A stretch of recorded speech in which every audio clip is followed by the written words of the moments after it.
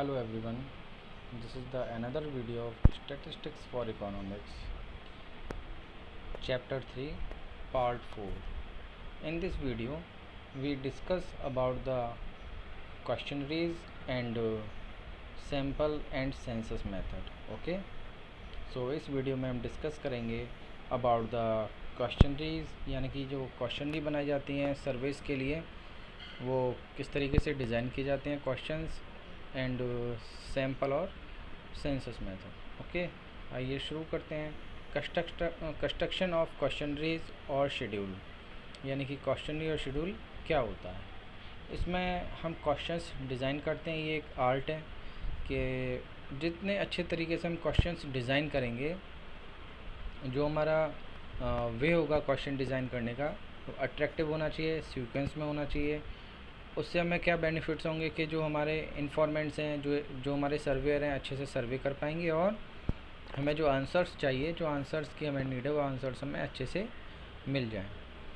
To draft a questionnaire और schedule is an art, यानी कि क्वेश्चन डिज़ाइन करना या ड्राफ्ट करना एक आर्ट है, एक कला है, एक आर्ट है।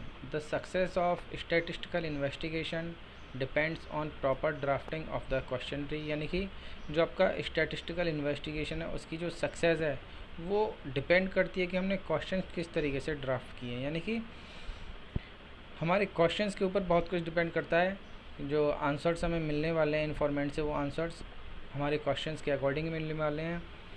और हमारे अगर क्वेश्चंस अच्छे होंगे, इट मीन्स सीक्वेंस में होंगे और डायरेक्ट आंसर्स वाले क्वेश्चन होंगे, कॉम्प्लिकेटेड क्वेश्चंस नहीं होंगे, तो हमारे सर्वेयर को आंसर्स ठीक मिल जाएंगे और हमारा सर्वे कंप्लीट हो जाएगा। It is a highly specialised job and following points should be borne in mind, यानी कि ये वाली जॉब बहुत हाईली स्पेशलाइज्ड है, क्योंकि इसमें आपके खुद के कह सकते हैं खुद की नॉलेज भी यहाँ पे काम आने वाली है। ठीक है, क्योंकि फील्ड में सब कुछ प्री डिसाइडेड नहीं होता, अकॉर्डिंग टू सिचुएशन होता है। ओके, सो देखते हैं कौन कौन से पॉइंट्स हैं इसमें। फर्स्ट पॉइंट है there should be brief and limited questions, यानी कि क्वेश्चन ब्रीफ होने चाहिए और लिमिटेड होने चाहिए, जिससे कि इन्फॉर्मेंट्स है उसको आंसर्स देने में आसानी रहे, इजीली वो हमें आंसर्स प्रोवाइड कर पाए। अगर क्वेश्चंस आपके कॉम्प्लिकेटेड होंगे या बहुत ज़्यादा होंगे तो ये डिफ़िकल्ट होगा इन्फॉर्मेंट्स के लिए, क्योंकि ज़रूरी नहीं है कि इन्फॉर्मेंट्स भी हमारे सर्वे में उतना ही इंटरेस्ट ले जितना कि हमको इंटरेस्ट है। Okay, question should B simple and clear, ये भी कॉमन पॉइंट है और बहुत इंपॉर्टेंट है। क्वेश्चंस कैसे होने चाहिए, सिंपल हो और क्लियर हो, अदरवाइज़ हेक्टिक क्वेश्चन होंगे और समझ में नहीं आएंगे तो उनके आंसर्स हमें ठीक से नहीं मिल पाएंगे, क्योंकि इन्फॉर्मेंट्स को जब क्वेश्चन ही ठीक से समझ में नहीं आएगा तो वो हमें आंसर्स कैसे प्रोवाइड कराएंगे। थर्ड वन है unambiguous question should be there, यानी कि बिल्कुल क्लियर क्वेश्चन, अनएम्बिजियस क्वेश्चंस वहाँ होने चाहिए, जिससे कि हमें आंसर्स आसानी से मिल सकें। No personal question should be asked, ये मैं आपको पहले भी डिस्कस कर चुका हूँ इस पॉइंट्स के बारे में कि क्वेश्चनरी में कभी भी पर्सनल क्वेश्चन हमें पुटअप नहीं करना है, हमें अपने सर्वे से रिलेटेड ही क्वेश्चन पुटअप करना है जिसका आंसर देने में इन्फॉर्मेंट्स को कोई प्रॉब्लम ना हो। नेक्स्ट है there should be use of proper words, यानी कि वर्ड्स का भी यहाँ ध्यान रखना है कि वहाँ पे प्रॉपर वर्ड्स हो। ऐसा ना हो कि हम कोई ऐसा वर्ड यूज़ कर लें जिसका कि मीन्स इन्फॉर्मेंट्स के ठीक से समझ में ही ना आए, तो हमें आंसर कैसे देंगे। ठीक है, नेक्स्ट वन है there should be avoidance of calculation, यानी कि क्या अवॉइड करना है, कैलकुलेशंस वाले क्वेश्चन अवॉइड करने हैं। अगर कैलकुलेशन वाले क्वेश्चन होंगे तो उनका आंसर हमें ठीक से नहीं मिल पाएगा और कैलकुलेशन हेक्टिक होने की वजह से हमारा सर्वे इनकम्प्लीट रह जाएगा। ओके, तो वहाँ न्यूमेरिकल कैलकुलेशन वाले क्वेश्चंस नहीं होने चाहिए, उन्हें हमें अवॉइड करना है। Preference should be given to objective questions, ये हम पहले भी डिस्कस कर चुके हैं इस बारे में कि हमें ऑब्जेक्टिव क्वेश्चन दें, इस पे ज़्यादा फोकस करना है, जिससे क्या होगा इन्फॉर्मेंट्स को आंसर्स देने में बहुत आसानी होगी, बहुत इजी रहेगा। क्योंकि ये सब इन्फॉर्मेंट्स के ऊपर डिपेंड करता है, उसके इंटरेस्ट के ऊपर डिपेंड करता है। अगर वो हमारे सर्वे में इंटरेस्ट नहीं लेंगे तो हमारा सर्वे कंप्लीट नहीं होगा। ठीक है, तो वहाँ पे क्वेश्चन अगर ऑब्जेक्टिव होंगे तो बहुत आसानी रहेगी, बहुत इंटरेस्टिंग भी हो जाता है। तो हमें क्या प्रीफरेंस देना होगा कि हमारी जो क्वेश्चनरी है उसकी जो ड्राफ्टिंग है उसमें ऑब्जेक्टिव क्वेश्चंस हों। There should be logical sequence of questions. Obviously questionnaire drafting करते टाइम, क्वेश्चनरी डिज़ाइन करते टाइम हमें इसका भी ध्यान रखना है कि क्वेश्चंस की जो सीक्वेंस है वो भी मेंटेन रहे। अगर सीक्वेंस में हम क्वेश्चंस पूछेंगे तो उसके आंसर्स भी हमें उतने ही अच्छे तरीके से मिलेंगे और हमारा सर्वे कंप्लीट हो पाएगा। आगे there should be pre testing of questionnaire, ये बहुत ज़रूरी है। इसकी हमें पहले प्री टेस्टिंग कर लेनी चाहिए, यानी कि हमें खुद से इसको टेस्ट कर लेना चाहिए क्या ये क्वेश्चनरी एप्रोप्रिएट है या नहीं, क्या इसमें कोई न्यूमेरिकल क्वेश्चन है या आंसर्स बहुत लेंदी हैं, अदरवाइज़ कोई पर्सनल क्वेश्चन तो नहीं है, या इसके जो सीक्वेंस है सीक्वेंस मेंटेन हो रहा है या नहीं हो रहा, या कोई ऐसा क्वेश्चन तो नहीं है जिसमें कोई लैंग्वेज ऐसी यूज की गई हो जो कि इन्फॉर्मेंट्स के समझ में ही नहीं आए। तो इन सब चीज़ों का हमें अपनी क्वेश्चनरी में ध्यान रखना होगा। तो उसके लिए हमें उसकी क्या करनी है, प्री टेस्टिंग। और प्री टेस्टिंग भी हमें प्रॉपर वे में करनी है और प्रॉपर तरीके से करानी है। ऐसा नहीं है कि किसी एक पर्सन से हमने उसकी प्री टेस्टिंग करा ली। ठीक है, तो आगे चलते हैं। Precise and simple instructions of filling the questionnaire should be added in the footnote. Okay, यानी कि सिंपल इंस्ट्रक्शंस होने चाहिए जो कि क्वेश्चनरी को फिलिंग करने के लिए हमें क्या इंस्ट्रक्शंस हैं वो फुट नोट में हमें लिखने चाहिए। अब आप पूछेंगे फुट नोट क्या होता है। एक्चुअल में जो हमारा पेज होता है, पेज में जो ऊपर का पार्ट होता है उसको बोलते हैं हेडर, और जो पेज का नीचे का पार्ट होता है उसको बोलते हैं फुटर। यानी कि हेडर का मतलब सिर, फुटर का मतलब पैर से, ऐसे आप समझ सकते हैं। अगर कोई इंस्ट्रक्शंस है, जैसे आपने बुक्स में देखा होगा किसी सेंटेंस पे या किसी वर्ड पे स्टार लगा देते हैं, या बहुत स्मॉल साइज़ में अपर केस में 1 2 3 4 लिख देते हैं। तो जो स्टार है या 1 2 3 4 वहाँ लिखा हुआ है वो उस पेज के नीचे साइड में, नीचे की तरफ, फुटर की तरफ उस स्टार को या 1 2 3 4 को लिख के फिर उसको हम डिस्क्राइब करते हैं। सपोज डेट कोई टिपिकल वर्ड है या उस वर्ड के बारे में या उस सेंटेंस के बारे में या उस टॉपिक के बारे में कुछ एडिशनल इन्फॉर्मेशन देनी है, तो उस पेज में हम नीचे की तरफ उसको अलग से मेंशन कर देते हैं। तो सेम उसी तरीके से हमें जो भी इंस्ट्रक्शंस हैं क्वेश्चनरी को फिलिंग करने से रिलेटेड, जो भी इंस्ट्रक्शंस हैं क्वेश्चनरीज को फिलिंग करने से रिलेटेड, उन इंस्ट्रक्शंस को हमें फुट नोट में क्लियर करना चाहिए, जिससे कि क्या होगा, क्वेश्चनरी फुलफ़िल करने में आसानी रहेगी और वो थोड़ा अट्रैक्टिव होगा, उसका बेनिफिट हमें ही मिलेगा। क्योंकि जब इंस्ट्रक्शंस मिल जाएंगे इन्फॉर्मेंट्स को, तो इन्फॉर्मेंट्स उसी तरीके से हमें उनके आंसर्स प्रोवाइड करा पाएंगे। Okay,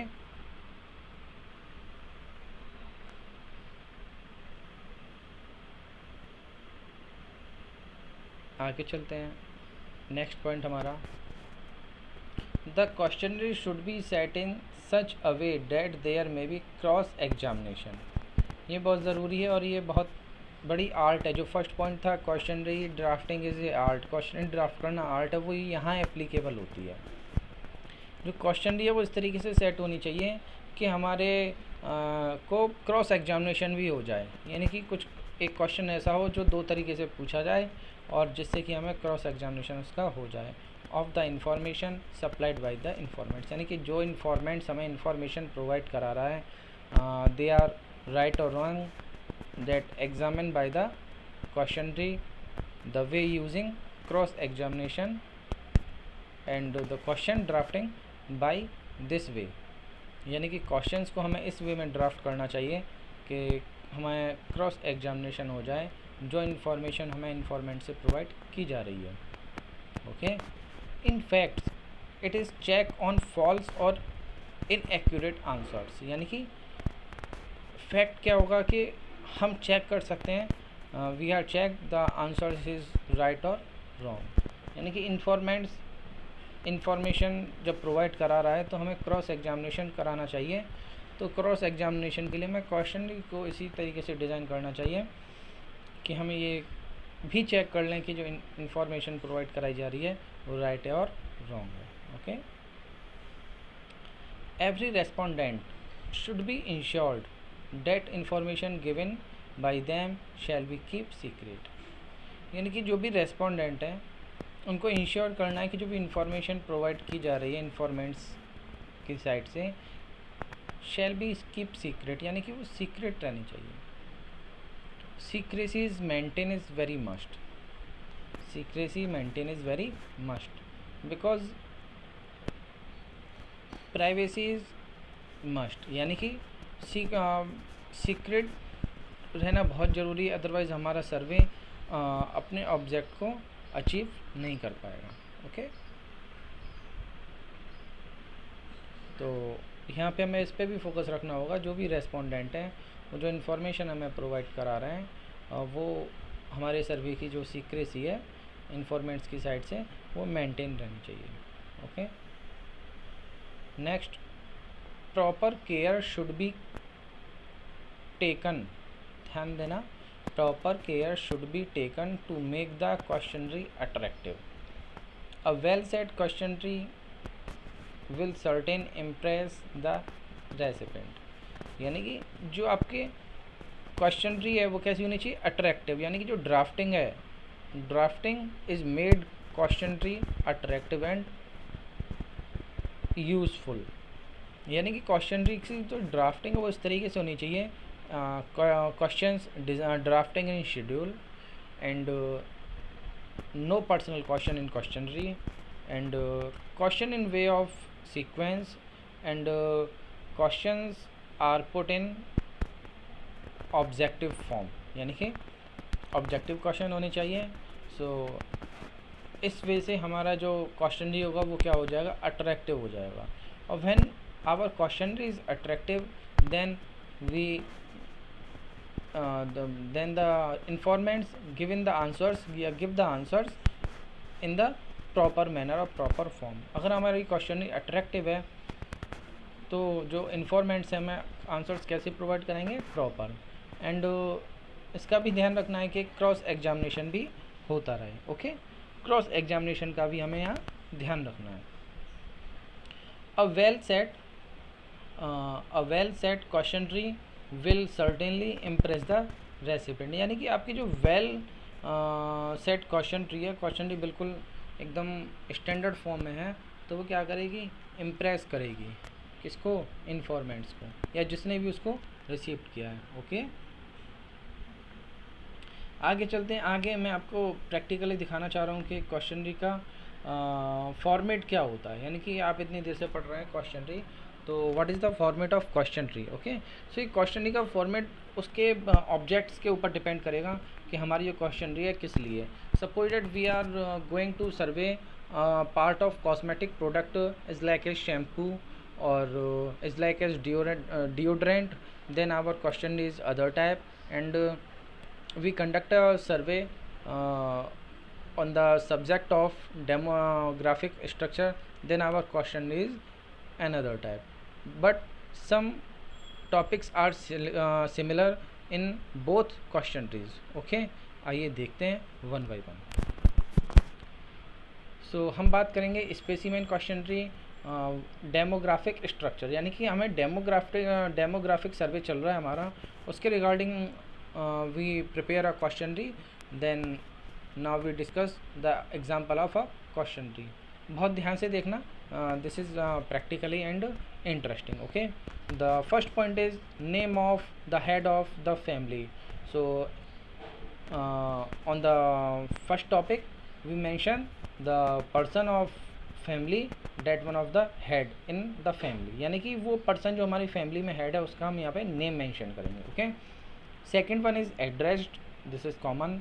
third one is telephone number.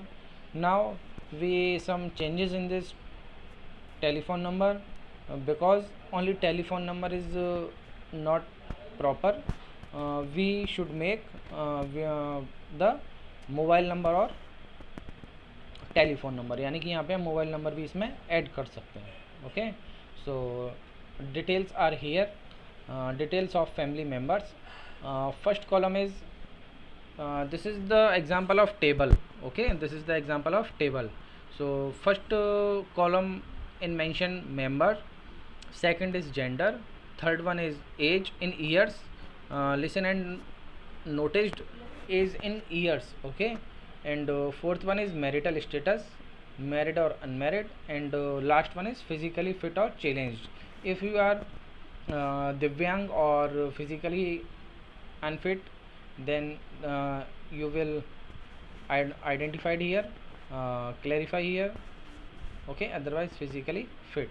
Okay, so in the row, first point is spouse, how many spouse, and mother, father, children's, and how many children's, 1 2 3 4 5. Listen, in the family, children's are more than 5. Listen, in the family, children's are more than 5, the additional sheet are attached here. अगर आपकी family में 5 member से ज़्यादा हैं, then you attach the additional sheet for details. Okay, so clearly mention, you noticed, if more than 5 attach the sheet for detail, यानी कि 5 children से ज़्यादा हैं, सो आप उनकी इंफॉर्मेशन के लिए एक शीट अलग से अटैच कर सकते हैं. Next, employment status, gender male और फीमेल, एम्प्लॉयड और नॉट, यानी कि आप एम्प्लॉयड हैं या नहीं हैं. Sector, public sector, private sector. Okay, educational qualification and again sector. Okay, 6 point is mention the health status, gender, any disease, mention the disease. If disease is major, then clarify here. Okay, and hemoglobin, so mention the hemoglobin. 7 number point, number of children below 14 years, यानी कि वो बच्चे जो below 14 years हैं, mention here. And 8 point number 8, number of children attending school. Okay, how many children are attending schools, mention here. Only numbers, only in numbers. Okay, so this is a demographic survey question tree. Understood here? This is the demographic survey question tree. Okay, demographic structure. But now we give the example another question tree. It is interesting for you. Brand of shampoo. Okay, consumer preference for a particular brand of shampoo. It means a new company launched a new shampoo or new flavor shampoo. Then the company want to go into survey about their shampoo for preferences. Okay, so discuss here. Again, name, this is very common, what's your name, and age. By the age group, company noticed which age group persons using shampoo or not, or preferences. Okay, phone number, email ID, this is clearly. Okay, so in this we mention the phone number and email ID. Okay, again, gender, male or female. So which brand of shampoo do you use? Now stop. Gender. So some shampoo are specialized for females, and some shampoos are specialized for males. Okay, so you clearly mention male or females. By this point, company going to survey. This is a part of survey focused on some company are launched the survey, launched the shampoo only for male or only for female. Means company हो सकता है shampoo को केवल mails के लिए launch कर रही है या फीमेल के लिए लॉन्च कर रही है, अदरवाइज बोथ के लिए लॉन्च कर रही है. So this is the now you mention the male और female. Next, which brand of shampoo do you use? It means in present which brand of shampoo do you use, यानी कि present में आप किस company का shampoo use कर रहे हैं, क्योंकि ये कंपनी नई कंपनी और अपने लिए सर्वे कंडक्ट कर रही है. Clinic Plus, Pantene, Vatika, Sunsilk, any other. If you use other shampoo Clinic, Pantene, Vatika, Sunsilk से आप कोई और शैम्पू यूज़ करते हैं इन चारों के अलावा, you use any other shampoo, then you mention here, यानी कि you should mention the name of the brand. Okay, do you like this brand, it's economically, it means now notice this is a question and objective question type. okay, do you like this brand, आप इस brand को पसंद करते हैं क्योंकि ये economically है, यानी कि ये सस्ता है. सस्ते से इन द सेंस आपके बजट में है. इकोनॉमिकल का मतलब this is in your budget, ये आपके बजट में है. Next, it is effective in controlling hair fall, क्या ये इफेक्टिव है हेयर फॉल को कंट्रोल करने के लिए. ध्यान रखना, अगर आपके बजट में नहीं है फिर भी आप उसे यूज़ कर रहे हैं, हो सकता है आपको heavy problem the part of hair fall, अगर आपको हेयर फॉल की प्रॉब्लम है तब भी आप इसको यूज़ कर रहे हैं, हो सकता है वो आपके बजट में ना हो फिर भी. Okay, next, it is effective in reducing dandruff, अगर ये डैंड्रफ के लिए स्पेशलिस्ट है तो आप क्या इसके लिए यूज़ कर रहे हैं. Otherwise it enhance since for hair, shine for hair, यानी कि हो सकता है आप केवल हेयर की शाइन के लिए, है ना, हेयर की शाइनिंग के लिए इसे यूज़ कर रहे हैं. So you clearly tick on that answers. Okay, this is the objective questionnaire. Do you like this brand, it's economical, क्या इकोनॉमिकल है. अगर आपके लिए इकोनॉमिकल है इसलिए आप यूज़ कर रहे हैं तो वहाँ टिक कर दें. ये जो चेक बॉक्स बना हुआ है इसको चेक बॉक्स बोलते हैं, जो स्क्वायर बना हुआ है उसमें आपको टिक लगाना है. Okay, it is effective in controlling hair fall, क्या ये हेयर फॉल को कंट्रोल करने के लिए इफेक्टिव है इसलिए आप यूज़ कर रहे हैं. It is effective in reducing dandruff, this is the cause. It is enhance shine for hair, otherwise this is the cause. Which one is your cause, then tick here. Okay, otherwise इन सब के अलावा आपके पास कोई और reason है उस shampoo को यूज़ करने का, एनी अदर पे आप टिक करेंगे, वहाँ मेंशन करेंगे this is the reason, then we use this brand of shampoo. Okay, ये बहुत अच्छा ऑप्शन उन्होंने दिया है 5th नंबर का, कि अगर इनके अलावा भी आपके पास कोई टॉपिक है जिसके लिए आप उसे यूज़ कर रहे हैं, कोई और रीज़न है, सो आप एनी अदर पे टिक करके वहाँ उसके मेंशन करेंगे. ओके, सो अब नेक्स्ट क्वेश्चन है जिसके लिए सर्वे हो रहा है. Have you tried any other brand ever, क्या आपने कभी कोई और ब्रांड ट्राई किया है, येस और नो. ओके, 2 ही आंसर होंगे, येस और नो. अब कंपनी आपसे अपना क्वेश्चन पुट अप कर रही है अपनी साइड से. Would you like to try if a free sample is given to you, क्या आप पसंद करेंगे आपको एक फ्री सैम्पल दिया जाए शैम्पू यूज़ करने के लिए. मतलब कुछ लोग बहुत कॉन्शियस हैं अपने हेयर्स के लिए, तो किसी अदर ब्रांड को फ्री में भी यूज़ नहीं करेंगे. हो सकता है उनके हेयर में कुछ प्रॉब्लम हो, डैंड्रफ हो या हेयर फॉल हो, उसके लिए वो कोई अगर फ्री में भी कोई शैम्पू देगा तो वो उसको भी यूज़ नहीं करेंगे. इसलिए कंपनी आपसे सर्वे में पूछ रही है, रिक्वेस्ट कर रही है, आपको ऑर्डर नहीं दे रही. Would you like to try if a free sample is given to you, क्या आप यूज़ करना चाहेंगे अगर आपको एक फ्री में सैम्पल दिया जाए शैम्पू का यूज़ करने के लिए. आप आंसर दें येस और नो. ओके, उसके बाद अगर आप येस आंसर देंगे तो आपको एक शैम्पू मिलेगा यूज़ करने के लिए. Would you mind if we call you after a month to get a feedback on quality of this free sample given to you. हम आपको कॉल करेंगे इस महीने के बाद में जब आप इस शैम्पू को यूज़ कर लेंगे, क्या आप उस वक्त हमें फीडबैक देंगे इस शैम्पू की क्वालिटी के बारे में. क्योंकि ये क्या एक सर्वे चल रहा है, कंपनी जब तक सर्वे नहीं करेगी अपने कस्टमर्स के ऊपर, then how to know the company कि हमारा शैम्पू कैसा है. कंपनी कैसे पता करेगी कि हमारा शैम्पू कैसा है, तो कंपनी को क्या करना होगा, सर्वे करना होगा. This is a part of survey. Okay, so आप आंसर क्या देंगे, येस और नो, यानी कि आपको फ्री में शैम्पू मिल रहा है, आपने वो यूज़ कर लिया. देन उसके बाद लास्ट क्वेश्चन क्या है कंपनी का, वहाँ पे कंपनी रिक्वेस्ट कर रही है कि मतलब हम आपको 1 महीने के बाद कॉल करेंगे शैम्पू की क्वालिटी के बारे में जानने के लिए, तो क्या आप हमें फीडबैक देंगे. सो ऑब्वियसली आप अगर आप फीडबैक देना चाहते हैं तो येस लिख देंगे. वैसे कायदे से फीडबैक देना चाहिए क्योंकि शैम्पू फ्री में मिल रहा है. ठीक है, अदरवाइज़ आप फीडबैक नहीं देना चाह रहे हैं और फ्री में शैम्पू आपने ले लिया तो आप क्या लिख देंगे, नो. ओके, ठीक है, चलिए. सो ये थोड़ा सा इंटरेस्टिंग था, आगे चलते हैं. Census and sampling investigation techniques. ये अब यहाँ समझना होगा सेंसस क्या होता है और सैम्पलिंग क्या होता है, तो ये हमको बहुत अच्छे से समझना होगा। सो सबसे पहले समझते हैं सेंसस।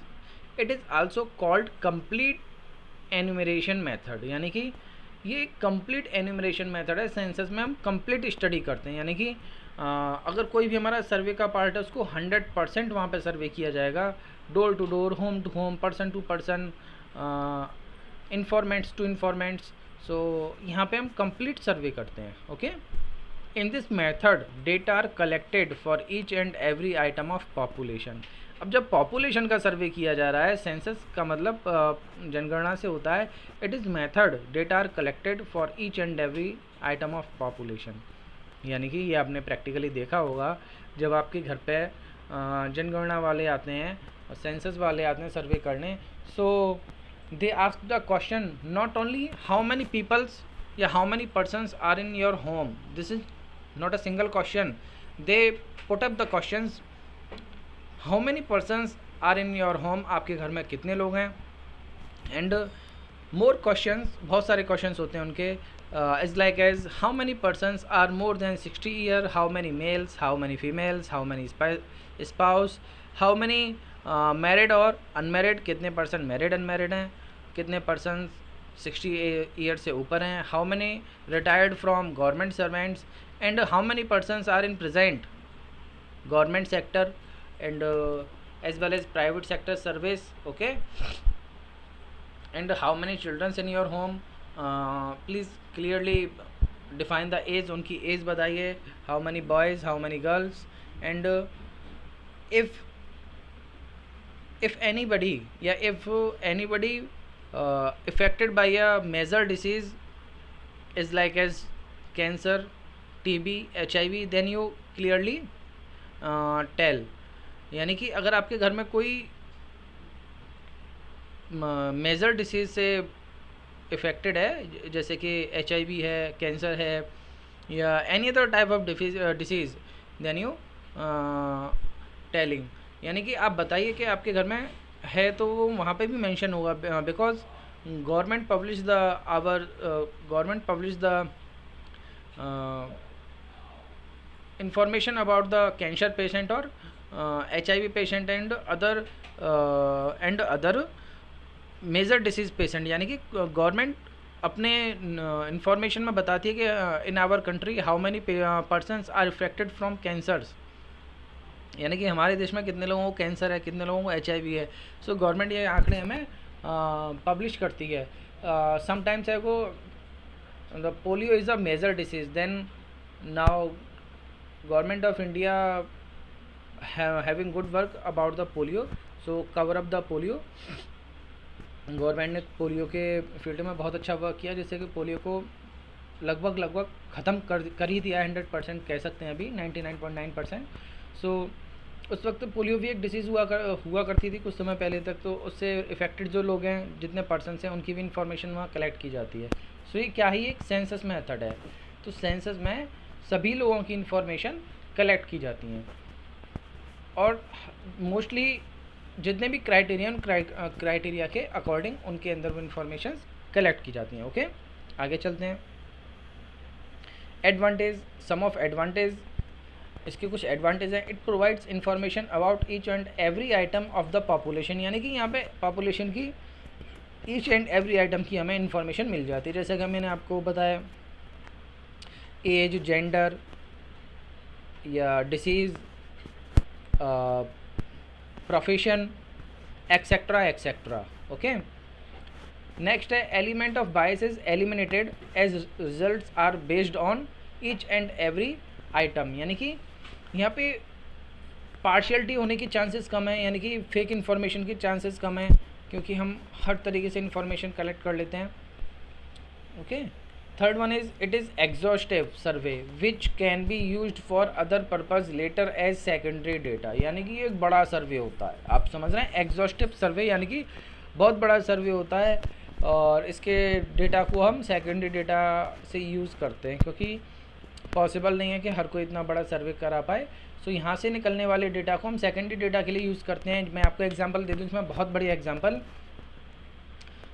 जैसे how many males and females are in India, यानी कि इंडिया में कितने मेल और फीमेल हैं। You study in class 10th about the gender ratio.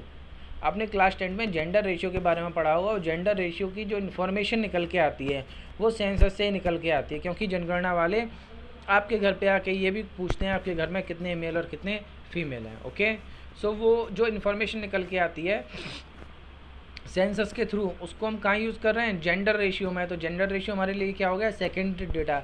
We discuss in previous video primary data and secondary data. If you forgot, अगर आप भूल गए हैं तो आप प्रीवियस वीडियो जाके देख सकते हैं what is the secondary data और प्राइमरी डेटा। ओके, सो ये हो गया सेकेंडरी डेटा, जेंडर रेशियो की बात की जा रही है। अदरवाइज़ कैंसर की बात की जाए तो उसके रिगार्डिंग हमें अगर कोई इन्फॉर्मेशन मिली है तो वो भी इन्फॉर्मेशन हमें सेंसस से निकल के आती है। How many patient are affected by cancers, so वो सब हम सेंसस में कलेक्ट कर लेते हैं इन्फॉर्मेशन, और उसको फिर हम as a secondary data use करते हैं। अगर हमें कैंसर की ज़रूरत है, अगर हमें पोलियो की ज़रूरत है, या मेजल डिसीज़ की ज़रूरत है, मेल फीमेल की ज़रूरत है, या more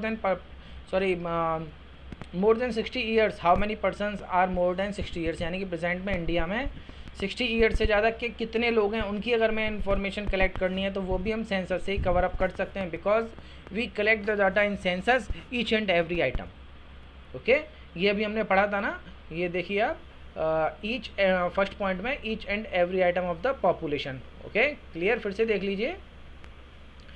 it provides information about each and every item of the population. Okay बच्चों, आगे चलते हैं।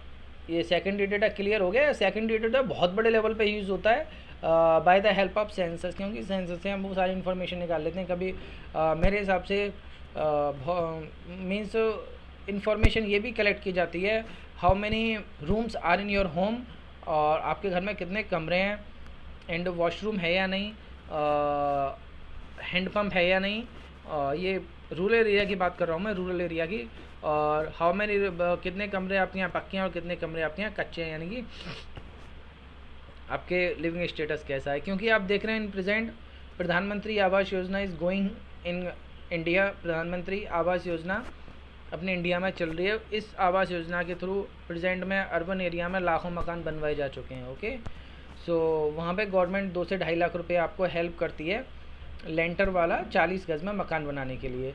तो गवर्नमेंट को कैसे पता चला कि हमें मकान बनवाने हैं, क्योंकि गवर्नमेंट ने कभी ना कभी सर्वे में इन्फॉर्मेशन कलेक्ट की होगी। ओके, गवर्नमेंट ने इन्फॉर्मेशन इस सर्वे में कभी ना कभी कलेक्ट की होगी।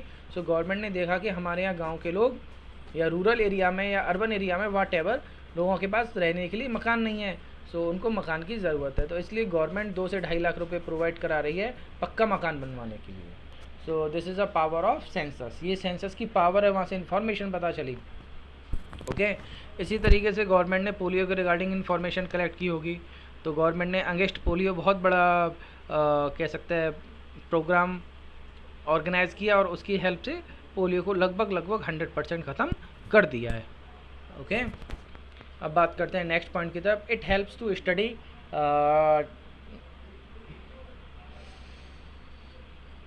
it helps to study diversity in the universe. It is especially useful in case of diverse population, यानी कि यहाँ पे हम 100% इंफॉर्मेशन कलेक्ट करके चल रहे हैं। सो अगर डाइवर्सिटी है, आप समझ रहे हैं, अगर डाइवर्सिटी है तो वहाँ पे बहुत यूज़फुल है, क्योंकि हमें हर तरीके से इन्फॉर्मेशन मिल जा रही है।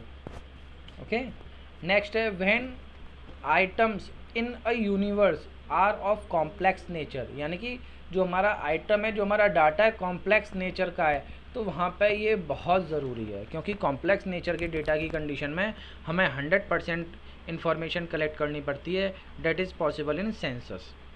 वो सेंसस में ही पॉसिबल है कि हम सेंसस में हर एंगल से इन्फॉर्मेशन कलेक्ट करते हैं, क्योंकि हमारा डेटा अगर कॉम्प्लेक्स है, बहुत बड़े लेवल पे है, तो वहाँ पे वो सारी इन्फॉर्मेशन यहीं से कलेक्ट होती है। ठीक है बच्चों, so census is very useful for us.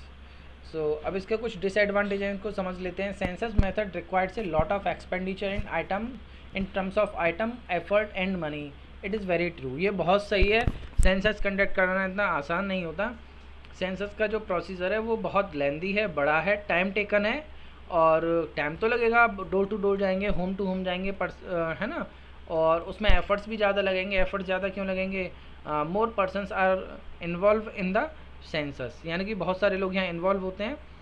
And money, obviously more persons are involving in census then more money are required in census, यानी कि यहाँ पैसा भी बहुत खर्च होगा, क्योंकि इन्फॉर्मेशन पहले कलेक्ट की जाएगी, फिर उसको सॉफ्टवेयर में एडिट किया जाएगा, सॉफ्टवेयर में उसकी एंट्री होगी, देन वहाँ से हम कोई डेटा कलेक्ट कर सकते हैं।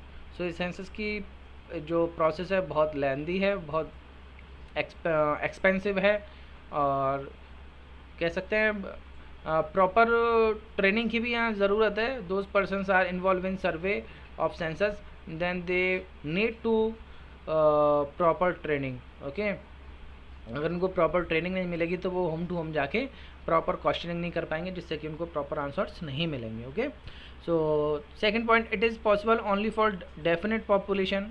यहाँ देखना बहुत ज़रूरी है, ये वहीं पॉसिबल है जहाँ पॉपुलेशन डेफिनेट है। ऑब्वियसली इनडेफिनेट पॉपुलेशन में कैसे हो पाएगा। सो इंडिया की पॉपुलेशन कैसी है, अभी डेफिनेट है, मतलब हम उसे काउंट कर सकते हैं। ठीक है, सो थर्ड वन है, it is very time consuming. Obviously बड़े लेवल पे कंडक्ट हो रही है, आप समझ सकते हैं, तो और बहुत सारे पर्सन इसमें इन्वॉल्व हैं, सो ये टाइम कंज्यूमिंग तो है ही है ना, और इसीलिए मोर एक्सपेंसिव भी है, टाइम कंज्यूमिंग है, टाइम ज़्यादा लग रहा है, more persons are involving in this process, then obviously कह सकते हैं मोर मनी आर रिक्वायर्ड, ज़्यादा पैसे की भी इसमें ज़रूरत है। ठीक है, सूटेबिलिटी समझते हैं इसकी। पॉपुलेशन साइज इज़ लिमिटेड, ये कहाँ पे सूटेबल है, अगर जहाँ पे पॉपुलेशन का साइज़ लिमिटेड है, जैसे हमें पता है 10 लाख की पॉपुलेशन है, 20 लाख की पॉपुलेशन है, वहाँ बहुत ज़्यादा सूटेबल है, जिससे कि हम क्या कर सकते हैं, बहुत अच्छे से डेटा कवर अप कर सकते हैं। Population consistent of diverse item, यहाँ पर भी ये बहुत ज़्यादा सूटेबल है। थर्ड वन है, high degree of accuracy and reliability is required. Census में high degree of accuracy required है, क्यों, क्योंकि हम 100% इन्फॉर्मेशन कलेक्ट कर रहे हैं, और डेटा रिलायबल भी होगा, यानी कि विश्वसनीय भी होगा, क्योंकि हम हर एंगल से, हर पॉइंट से डेटा को कवर कर रहे हैं।